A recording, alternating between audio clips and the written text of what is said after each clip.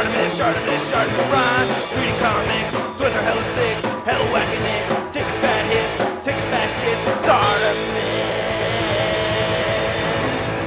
Subscribe. He's kind of forever young. That's a terrible joke. Hey, what's up, you guys? Shartimus Prime here doing another Transformers figure review on the San Diego Comic-Con Transformers 4 Dinobots box set with pop-up Autobot headquarters. If you're trying to get your Transformers 4 figures, you can get them at big. Get your big badass toys at BigBadToyStore.com.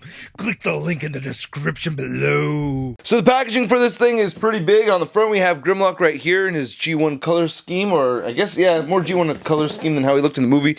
Then we have these mountains right here, and then we get the same picture of Grimlock on the other side, and then not much going on right over here. And then on the top we get a little bio if you want to read that, pause it now. And then on the bottom, not much going on. And one of the big selling points for this exclusive is that there is a pop-up headquarters, Autobot headquarters in there. So this is how you crack it open. Yeah, I already opened it. And then just slide this guy out right on here. Okay, and take this packaging, just put that aside. Then here we have this box set where all the Dinobots are contained. You can see the side right over here. It kind of looks like mountains and whatnot. You got an upside down Autobot logo right there. That looks pretty sweet. And then what you do is you just fold this out like a drawer. And you just pull this out right here and lift this up, and it contains nothing! The Dinobots have been stolen. Yeah, alright, took them out and played with them. But you can assemble this, and I'm going to show you how to do that right now. Untab this section over here, and then have it fold all the way around, and then it'll collapse down and pop up gracefully like so, and this is pretty badass, man. This is looking very, very cool. It does stand at 22 inches tall. You can get a 360 over here, or may not be able to do a full 360, but there's the side of it right over there. And then measuring the length of this, it actually goes to 27 inches across. Pretty dope, man. And I like how it has this runway right over here. We're gonna take a closer look at this thing overall, but yeah, looks like a mountain. And we just spin it around like so, and boom. Yeah, this thing's badass, man. In case you're wondering, this platform right here can carry Dinobots. Boom, there you go. Yeah, we got one Dinobot. Let's see, we got two Dinobots. Let's see if we could just add well, we got a third Dinobot, and then fourth Dinobot. Whoa, don't fall over straight. I'm pretty stoked about this. This holds pretty well. Let's see if we rotate it ever so gently sideways. You know, it tilts down just a little bit, but for the most part, that's holding that up pretty well. Not too shabby at all. I'm trying to get a good look at this whole pop-up set. It is a little bit difficult, so you're going to get the floating tour over here. You can see that little helicopter landing pad. I think that's pretty dope. And then I really like this right over here. We get this little whole blueprint thingy on Grimlock. Looks cool. All these buttons and stuff look kind of real, but it's just a flat surface right over there. You get the keyboard sticking out. And there's that section where all the Dinobots were just hanging out a moment ago. And I like this ramp that goes through here. And it comes all the way through the back. I think that's very tight. You get these other ramps that you can have. I guess some vehicles roll up, but they don't really go into anything. And on the inside of this, you get to see a part of Optimus Prime's trailer. That's kind of interesting. Looking at the back side of it, you can see the ship right in there. Looking dope. I think this side of it looks very cool too. So this is how I remember seeing the show. So I think that's really badass. You can have the Autobots just roll through there. And it may look like it, but no, these are all flat right here. It looks like these kind of stick out, but they don't. So, but still, this thing is pretty amazing, man. Just look at this. Very, very impressive pop-up set. Great idea. So here are the 4 Dinobots that we get with this exclusive set. Unfortunately, we do not get 5. If you want to get Slug or Sludge, you have to order him separately. He will be available later on. He's sold out for pre-order right now at BBTS, so I know Amazon.com has him. But these guys look really, really cool. I am stoked about this. We get one new Dinobot, Snarl, right over there. I'm very stoked about that. So during this review, I will do a transformation for Snarl, but not for the other 3, as I've reviewed these other 3 figures already. So let's take a closer look at each of these Dinobots, and then we'll take a close look at Snarl and transform him. Now, first and foremost, we're taking a look at Grimlock. These repaints are not an exact representation of how the G1s looked. As you can see over here, there are some differences, of course, like the head totally being covered in the vac metal. But, you know, for the most part, they do cover their bases as far as making them look like G1 representations. And I think this is fantastic compared to the other Voyager class or the retail version. I mean, this just looks bland as hell compared to this guy. I don't know. You could like this one more, but I like this one more right here. I just think this is really, really cool.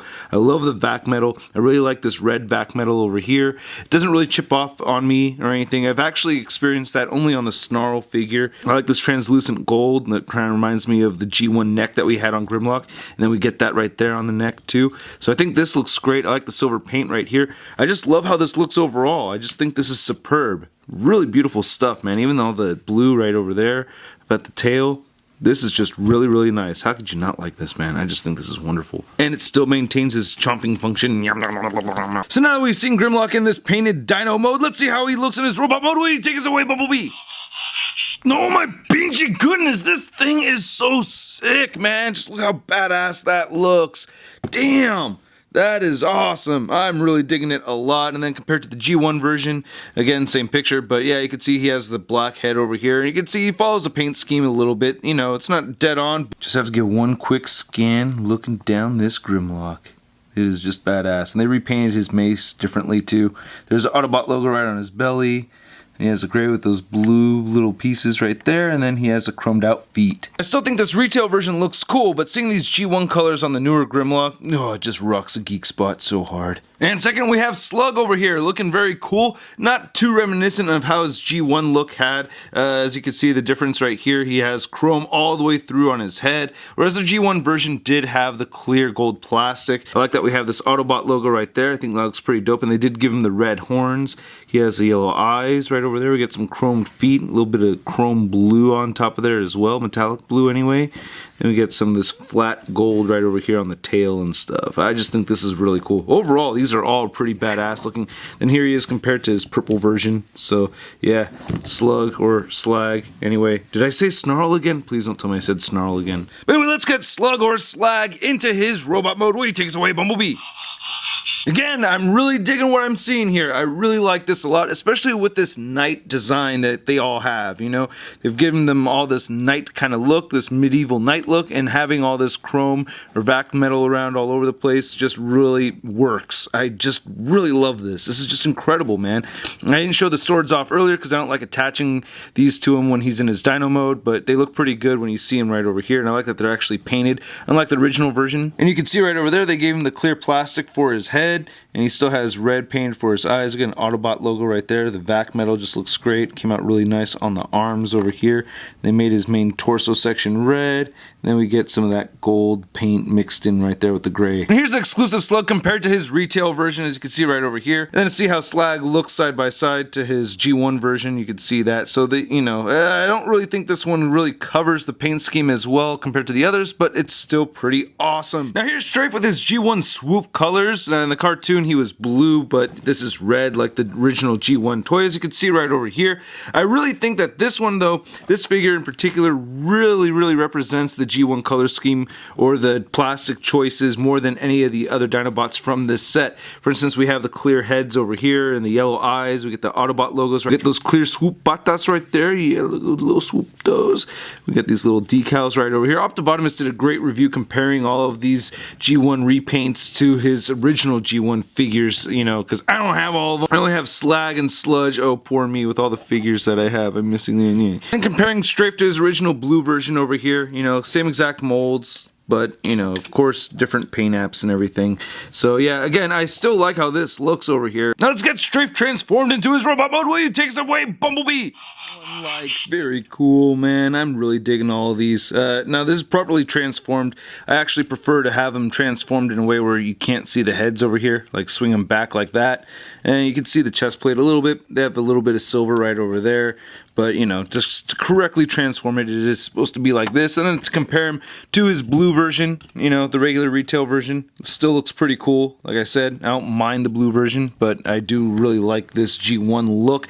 And I really like what they've done with this. They made them transparent, and then you can see there's red and black painted right there on the tip. Same thing with the other one over here. And the crossbow he has still functions the same way. You just push back right there, and there it goes. And I just want to get a closer look at the head sculpt. It's mostly black, and it has silver. I'm surprised they did not paint his eyes, though. That's a little strange to me, unless the G1 version didn't have painted eyes. And then here's looking at his arms. You have that green and yellow paint right there.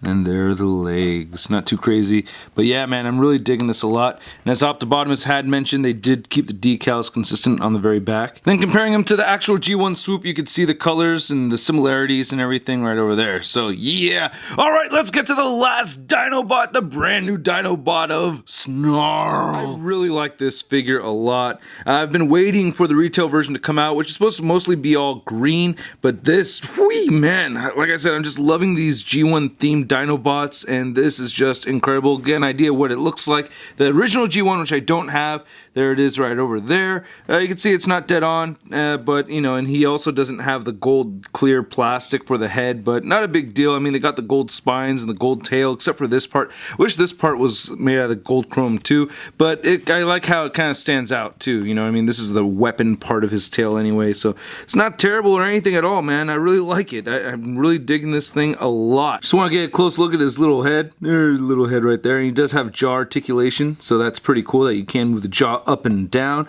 They have some gold painted right there at the top of the neck, and then you can see his little gold toes. Looking up over here, I really like how these spines on his back all have some detailed sculpt in them. I really like that a lot. They're not just flat panels, they're all sculpted very, very well. You have some nice sculpt right there on the side of his belly and everything, but look at this right over here. That is just beautiful to me. I love the way it's sculpted.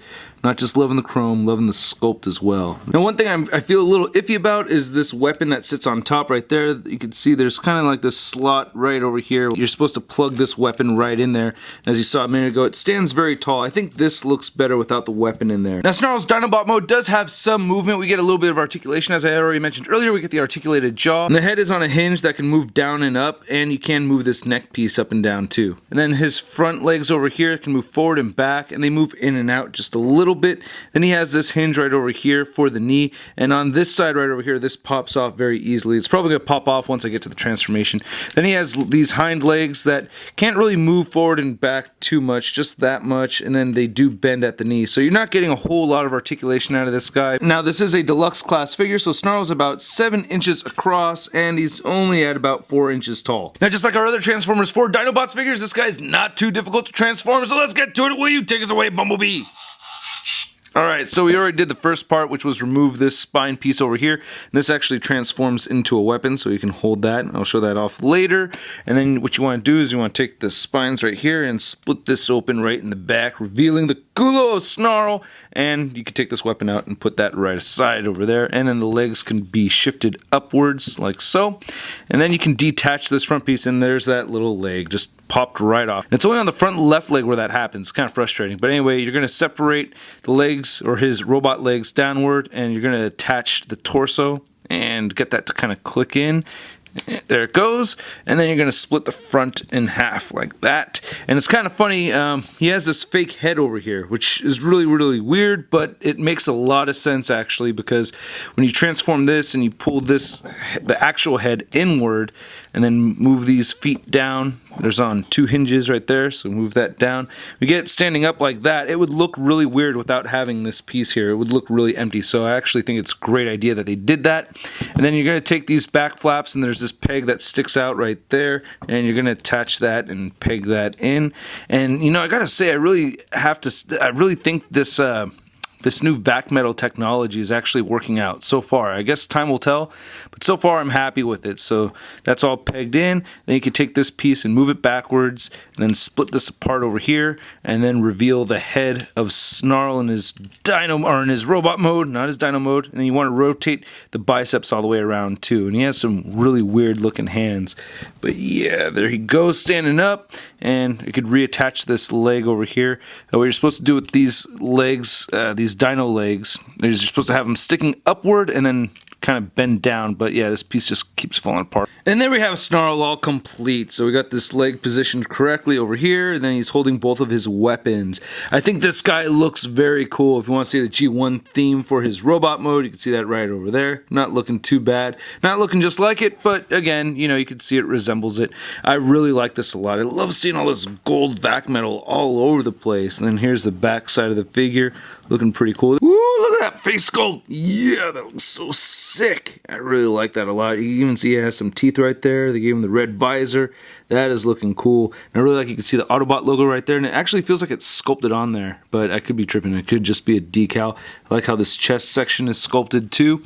And I like that they use this clear plastic right here on the side for his arms. Unfortunately though, I don't like the way they sculpted his arms out. I really thought they could have avoided something that's kind of weak over here. Look how his wrist is tilted up all the time. That's really annoying, and I wish they had figured out a way to like make this hand transform into this empty space right here. You know, typically you see that. Then here's the waist section, and then another gripe of mine is that the plastic seems to be stressing right over here at this pin. But you could see that little crack right over there, and I didn't do anything to really make that happen. I wasn't too rough with the figure or anything like that, so that's kind of annoying.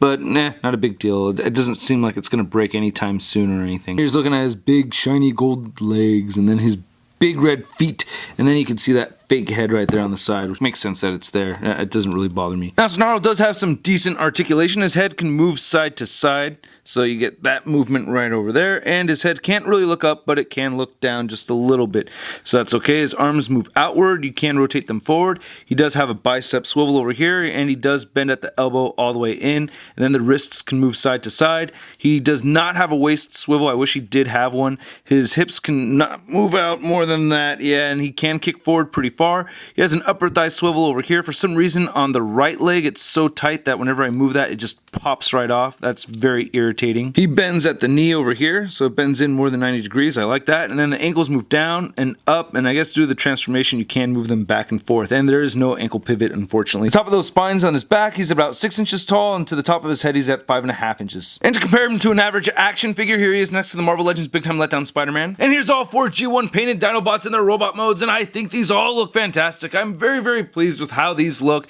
Of course, these 3 are deluxe class figures, Grimlock being a Voyager class figure. That's why he's so tall. Anyway, Sludge or Slug is going to be coming out in December. Apparently, he's going to be a Voyager class figure. So we're going to have 2 tall ones and then these 3 shorter guys, which I don't think is going to look too bad. I cannot wait to complete that SDCC exclusive set. It's going to be awesome. The pop-up play set or the pop-up headquarters I think is very cool. I don't know if I want to keep it yet or not. I have to find a place for it as room is kind of scarce around here. So overall, I really like this SDCC exclusive set. It's one of my favorite exclusives of the year. I think it just looks phenomenal. That Unicron Rock of Ages thing is just, oh my god, did anyone actually buy that? Really?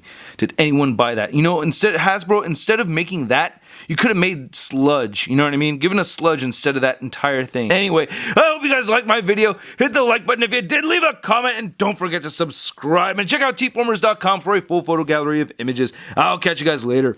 Peace.